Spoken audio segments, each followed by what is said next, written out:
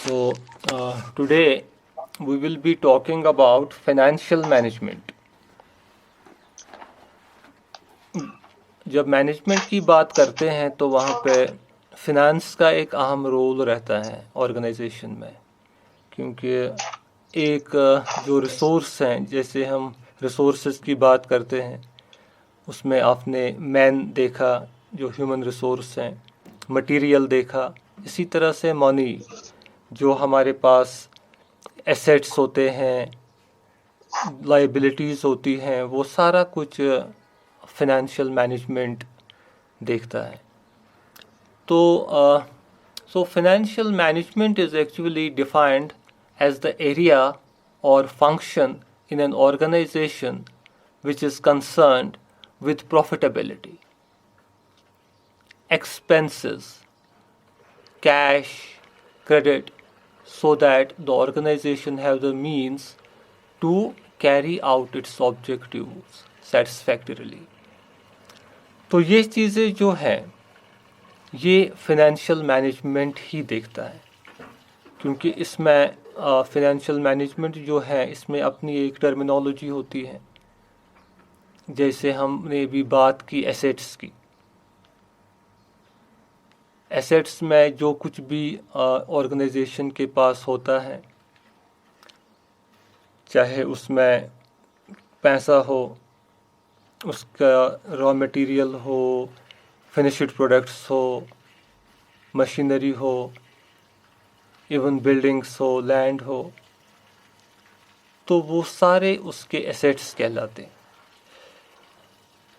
तो फिर एसेट्स में भी बहुत सारे टाइप्स होते हैं, जैसे फिक्स्ड एसेट्स होते हैं, करंट एसेट्स होते हैं. करंट एसेट्स में कैश आता है, पैसा जो है cash in hand current asset कहलाया जाता है. तो इसी तरीके से लाइबिलिटीज़ होती है. लाइबिलिटीज़ होती हैं जो बिजनेस ओव करती है. एसेट होता है what a business owns, and liability means what a business owes. You know the difference between own and owe?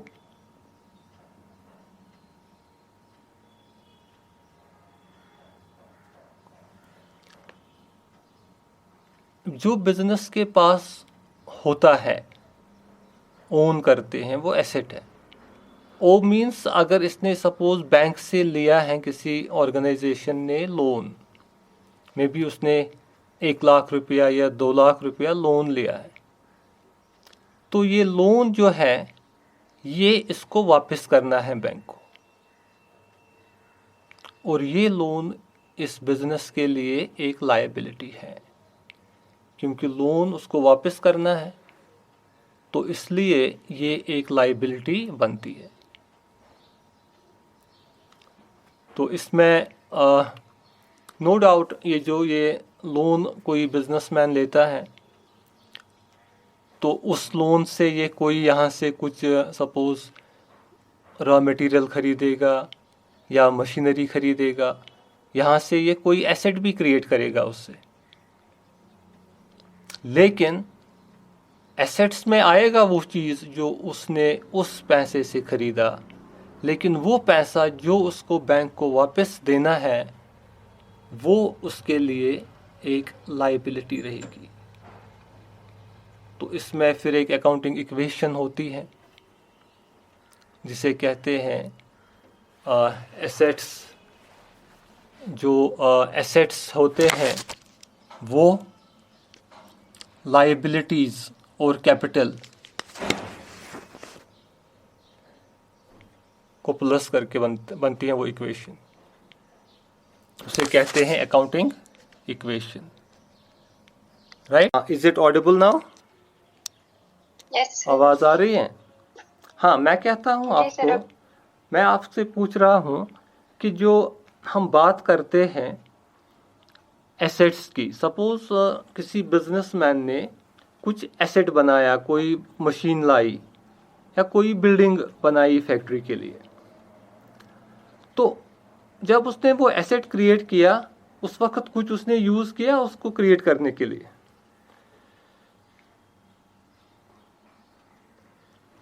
आपको थोड़ा सा ये समझ में क्योंकि आपने फाइनेंशियल मैनेजमेंट मतलब आपने अभी तक ये पहली बार मुझे लगता है फाइनेंशियल मैनेजमेंट आपको पढ़ा रहे हैं। जी सर। इसमें एक्चुअली ये है थोड़ा मतलब आपको लगेगा ये अभी complex because you don't have earlier exposure to this subject.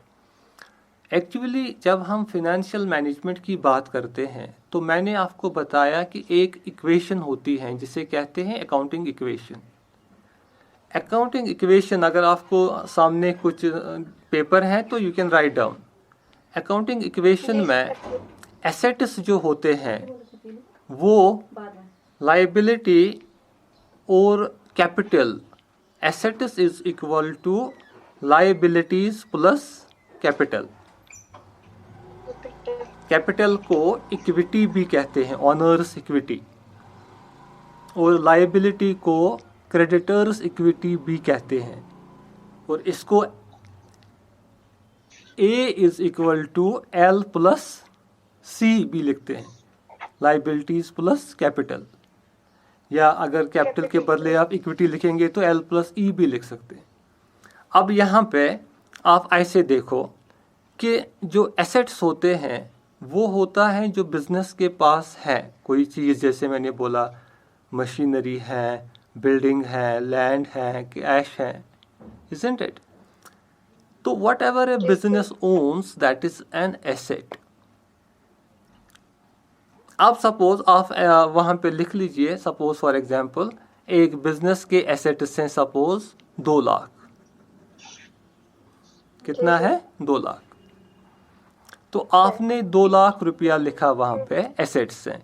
2 lakh के में भी इसका थोड़ा सा लैंड है, लैंड पर थोड़ा सा एक दुकान है सपोज कम कुछ, तो उसमें कुछ माल है, तो ये टोटल मिलजुल के बनता है 2 लाख रुपया।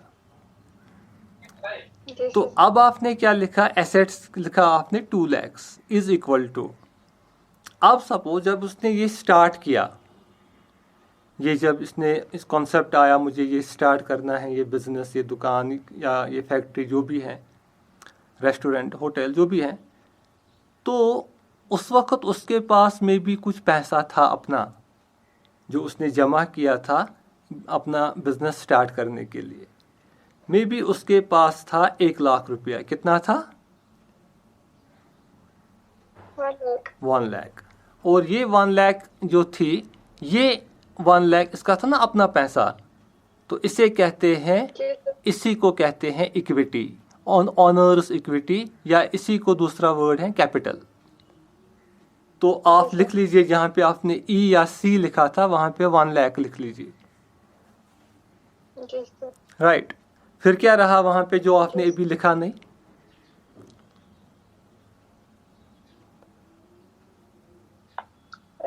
हाँ, गुड।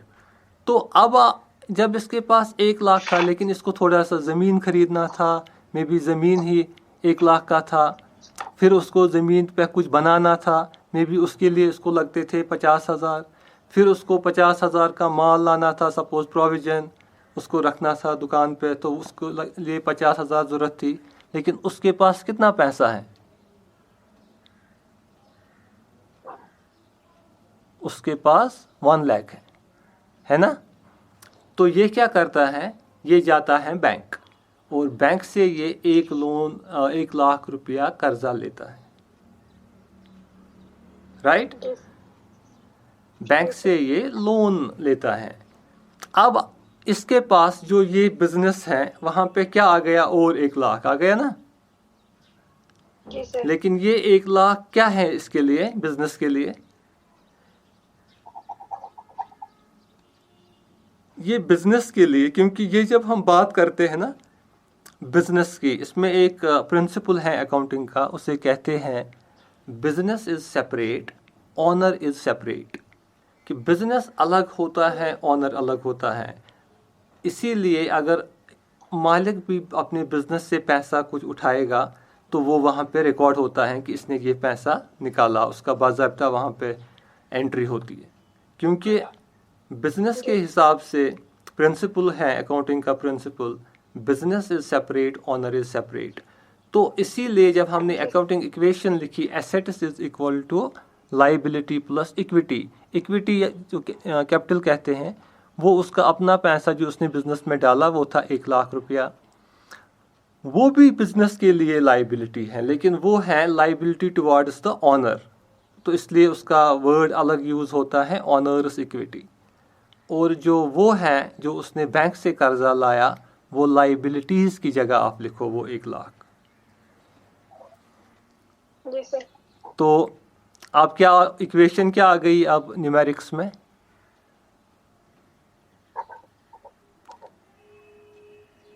न्यूमेरिक्स में इक्वेशन क्या बन गई? 2 lakhs is equal to 1 lakh plus 1 lakh. So this is actually assets is equal to liabilities plus equity. तो ये अकाउंटिंग इक्वेशन है। ये थोड़ा सा आप इतना मतलब आप ज़्यादा डीप नहीं जाएंगे, आप कंफ्यूज हो जाएंगे, हम आप थोड़ा आगे चलेंगे। तो ये एक्चुअली जो फाइनेंशियल मैनेजमेंट है उसको नहीं समझ आया। 2 लाख जब, हाँ 2 lakhs, 2 lakhs जो आपने लिखा वो आपने एसेट्स में लिखा। जी तो sir. 2 lakhs is equal to, उसके बाद क्या लिखा आपने?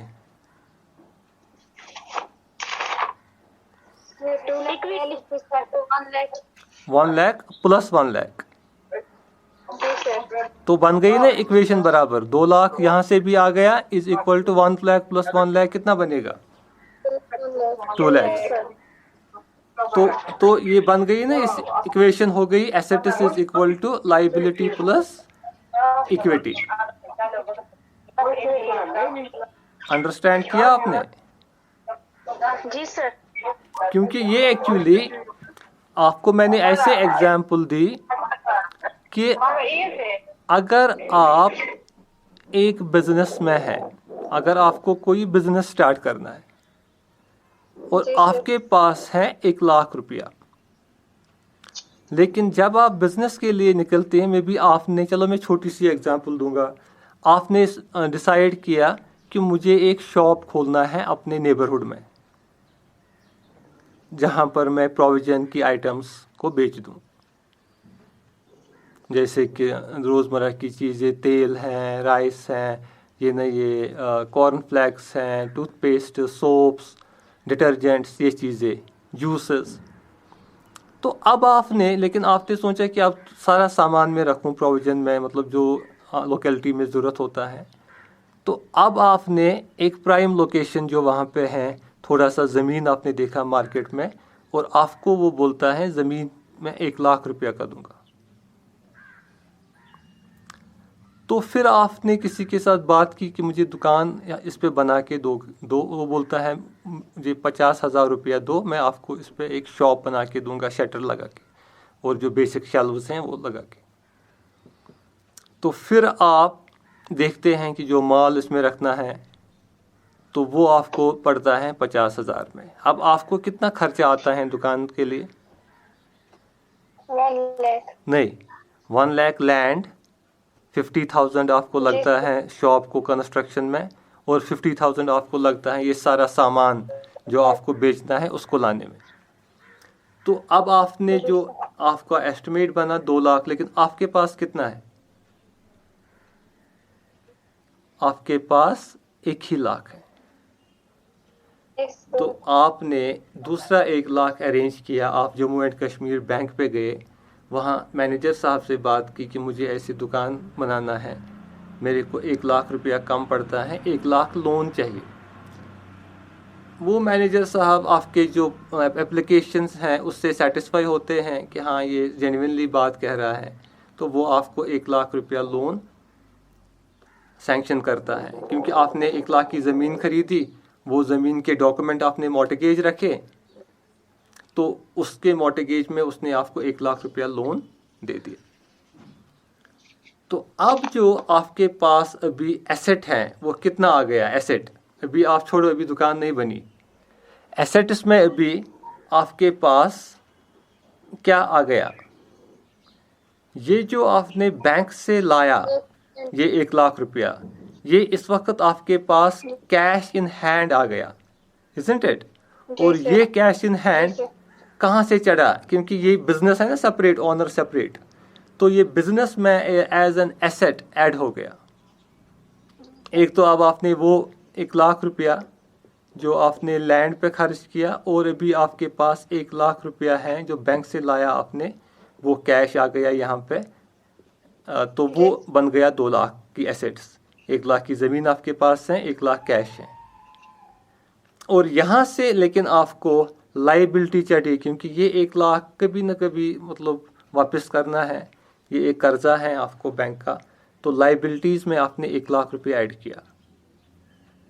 और यहाँ से आपका कैपिटल ऑलरेडी जो है वो बिजनेस में तो आपने लगाया, आपका ही है, लेकिन business is separate, owner is separate. वो बिजनेस के लिए ऑनर की लाइबिलिटी बनती है, तो वो ऑनरस लाइबिलिटी को इक्विटी या कैपिटल कहते हैं। वो 1,00,000 रुपया वहाँ पे आया, तो ये बन गई ना अकाउंटिंग इक्वेशन। इसी को कहते हैं अकाउंटिंग इक्वेशन। चलो, अब आपने ये बेसिक कॉन्सेप्ट थोड़ा मैंने आपको दिया इसका, क्योंकि इतना तो आपको पता होना चाहिए एज अ मैनेजमेंट सब्जेक्ट जो आपने पढ़ा, तो एटलीस्ट इतना, क्योंकि ये एक बहुत लेंथी सब्जेक्ट है एक्चुअली। अगर हम इसी पर बात करेंगे तो अकाउंटिंग इक्वेशन पर ही लगभग 30 लेक्चर्स देने। तो क्योंकि ये सब सब्जेक्ट ही सेपरेट हैं, तो अब मैंने आपको थोड़ा सा इसका जो समराइज करके थोड़ा सा इसको आपको एक्सप्लेन किया, ताकि आपको बेसिक कॉन्सेप्ट इसका रहे। ओके, तो now we will come to जो हमको अब इसमें है आपके सिलेबस में। तो इसमें अब आपको ये बेसिक कॉन्सेप्ट आ गया, ये फाइनेंशियल मैनेजमेंट का। तो इसमें हम फिर बात करते हैं एनपीवी। एनपीवी क्या होता है? एनपीवी होता है नेट प्रेजेंट वैल्यू। क्या होता है? Net present value. तो बिजनेस में क्या होता है एक्चुअली, ये NPV it is the difference.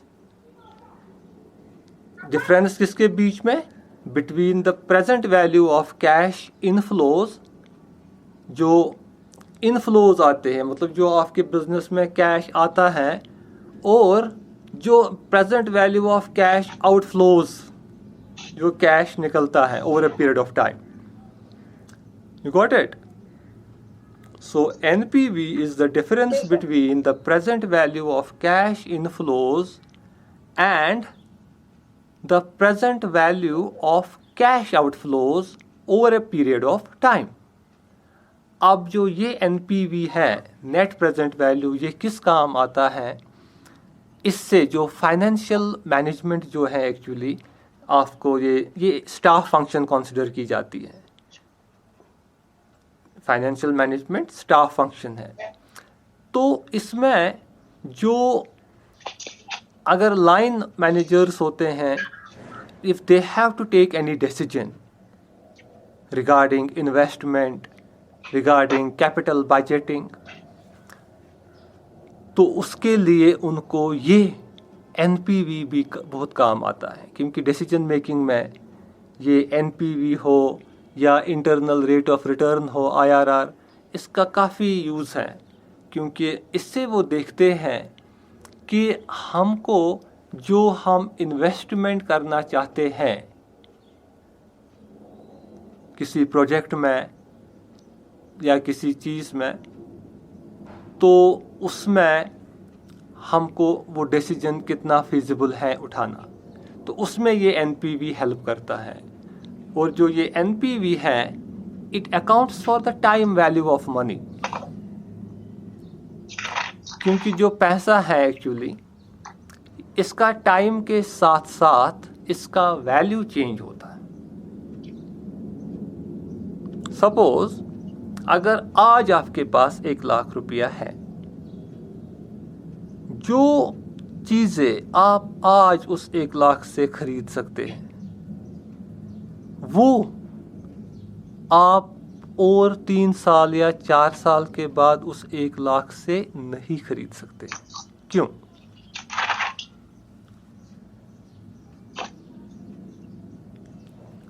Suppose हम, हाँ, मतलब दिन ब दिन रेट बढ़ जाए। Very good.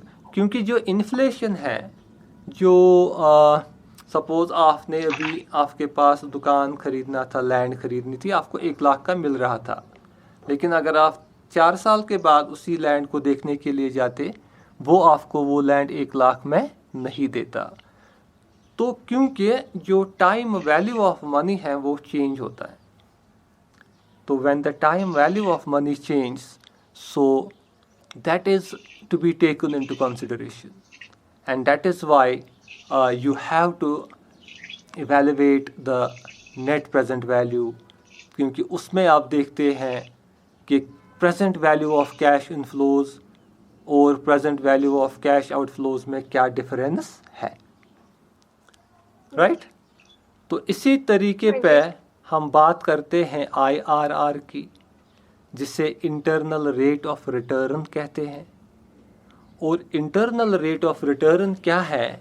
वो एक मेजर है जो investments expected future rate of return है। आज की कोई इन्वेस्टमेंट, उसका क्या रिटर्न हो सकता है फ्यूचर में, उसका मेजर हम करते हैं इंटरनल रेट ऑफ रिटर्न से। तो इससे हमको कैलकुलेट होता है, मतलब जो टाइम प्रेफरेंस है मनी की, इन्वेस्टमेंट्स की, उसमें ये काम आता है। और जो हम देखते हैं, सपोज किसी इन्वेस्टमेंट में अगर IRR के बेसिस पे हम देखते हैं कि कौन सी इन्वेस्टमेंट सूटेबल है। सपोज किसी के पास 1 करोड़ रुपया है, अगर उसको डिसीजन लेना है कि ये 1 करोड़ रुपया वो होटल भी बना सकता है, मतलब होटल इंडस्ट्री में भी इन्वेस्ट कर सकता है और बिजनेस कर सकता है, वो हॉस्पिटल भी बना सकता है, कोई नर्सिंग होम या कुछ, तो फिर अकॉर्डिंगली वो उसमें देखता है, या ट्रेडिंग में भी लगा सकता है। तो उसमें जो ये चाहे इंटरनल रेट ऑफ रिटर्न है, नेट प्रेजेंट वैल्यू है, तो ये जो फिनेंशियल डिसीजंस हैं उसमें इनका काफ़ी रोल होता है। Got it? जैसे हम बात करते हैं CBA की, CBA होता है कॉस्ट बेनिफिट एनालिसिस। तो वो एक सिस्टमैटिक अप्रोच है जिससे हम एस्टिमेट करते हैं स्ट्रेंथ्स या वीकनेसेस किसी और ऑल्टरनेटिव्स के जो हम यूज़ करते हैं। तो उसमें भी देखते हैं हम, मतलब जो कॉस्ट बेनिफिट एनालिसिस है, तो उसमें हम देखते हैं, मतलब उसकी जो एप्लीकेशंस हैं, that is to determine if an investment is sound. जो हम इन्वेस्टमेंट करते हैं वो क्या सही है, हम उसे एसरटेन करते हैं और हम देखते हैं कि ये जो हम इसमें कॉस्ट्स इनकर करते हैं, तो उससे, उस कॉस्ट से हम कितने बेनिफिट्स हासिल कर पाएंगे। जैसे मैं भी बात कर रहा था, कोई 1 करोड़ रुपया डालेगा होटल में, होटल बनाएगा, लेकिन वो पहले कॉस्ट बेनिफिट एनालिसिस करता है। वो देखता है कि अगर मैं इस प्रोजेक्ट में 1 करोड़ रुपया डालूं, तो फिर जब ये स्टार्ट हो जाएगा, होटल बिजनेस करना शुरू करेगा, तो वो कितने रिटर्न्स वहाँ से देगा। सपोज मुझे इतने रूम्स होंगे, एक रूम का टैरिफ ये होगा, तो कितना पैसा वहाँ से मुझे एक्सपेक्टेड है आना। लेकिन उसके पास पैसा है, 1 करोड़ है उसके पास, इज़न्ट इट? और उसके पास ये भी ऑप्शन है कि वो इस 1 करोड़ को होटल इंडस्ट्री के बदले किसी और इंडस्ट्री में भी लगा सकता है। मे बी उसके माइंड में दूसरा ऑप्शन आ गया, उसके माइंड में दूसरा ऑप्शन ये आ गया कि क्यों ना मैं इसको नर्सिंग होम बनाऊं, तो वो देखता है अगर मैं ये 1 करोड़ रुपया एक नर्सिंग होम बनाऊं, छोटा सा हॉस्पिटल जैसा बनाऊं, तो फिर वो देखता है कि वहाँ पे सपोज ओपीडी होंगे, वहाँ पे पेशेंट्स को देखा जाएगा, फिर वहाँ पे पेशेंट्स ऑपरेट होंगे, एक सर्जरी का इतने चार्जेस लेंगे। तो उसके बेसिस पे वो एक एस्टिमेट बनाता है कि उससे कितना पैसा आएगा। ये बात समझ में आ रही है आपको? जी सर। तो इसमें वो देखता है कि अगर उसको इसमें ही ज़्यादा रिटर्न्स आ रहे हैं, क्योंकि कॉस्ट बेनिफिट एनालिसिस में कंपैरिजन होता है इन्वेस्टमेंट्स का। जो इन्वेस्टमेंट डिसीजंस होते हैं वो पहले कंपेयर किए जाते हैं, ताकि वो देखते हैं कि एक्सपेक्टेड कॉस्ट जो है ईच ऑप्शन का, वो एक्सपेक्टेड बेनिफिट्स क्या है उस ऑप्शन में। फिर वो देखते हैं जहाँ पे बेस्ट आउटकम है, मतलब जहाँ पे उसको ज़्यादा रिटर्न्स लगते हैं, जहाँ पे उसी कॉस्ट पे, सपोज यहाँ पर भी उसने 1 करोड़ लगाना है बिजनेस में, इस बिज़नेस में भी 1 करोड़, लेकिन उसको लगता है कि इस बिज़नेस में 1 करोड़ इन्वेस्ट करने से रिटर्न्स मेरे ज़्यादा होंगे। तो उस बेसिस पे कॉस्ट बेनिफिट एनालिसिस की रिपोर्ट पे वो इन्वेस्टमेंट डिसीजन अपना लेता है कि मुझे किस में ये पैसा इन्वेस्ट करना है। और जो बड़ी बड़ी बिजनेसेस होते हैं उनके लिए बड़े बड़े एक्सपर्ट्स होते हैं इस काम के लिए, जो फिनेंस में काफ़ी महारत रखते हैं, जो इस चीज़ को प्रैक्टिकली, जो वेल स्किल्ड होते हैं ऐसे एनालिसिस करने में। उनकी जो सुपर स्पेशलाइजेशन होती है इस फील्ड में होती है, तो they are very much well versed with this type of skill, and with that they are able to communicate to the organization in the form of a report, और जो फिर टॉप मैनेजमेंट होती है उस ऑर्गेनाइजेशन की, they take their decision on the basis of those reports. Okay, so now you have been able to understand it. थोड़ा basic concept आपको आ गया इस चीज़ का जो हमने आज फाइनेंशियल मैनेजमेंट का पढ़ा।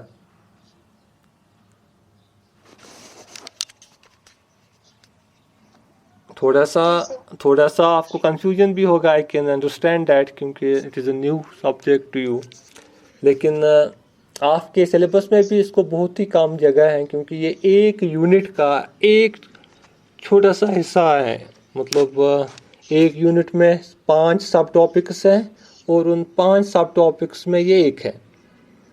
तो इसलिए इसका जो टाइम है तो वो मतलब उतना ज़्यादा नहीं है जिसमें हम इसको बहुत ज़्यादा लेक्चर्स में, क्योंकि ये जो है फाइनेंशियल मैनेजमेंट, ये एक्चुअली जो इसमें जो एकेडमिक्स में आते हैं उसमें मास्टर्स इन फिनेंस होता है 2 साल का कोर्स,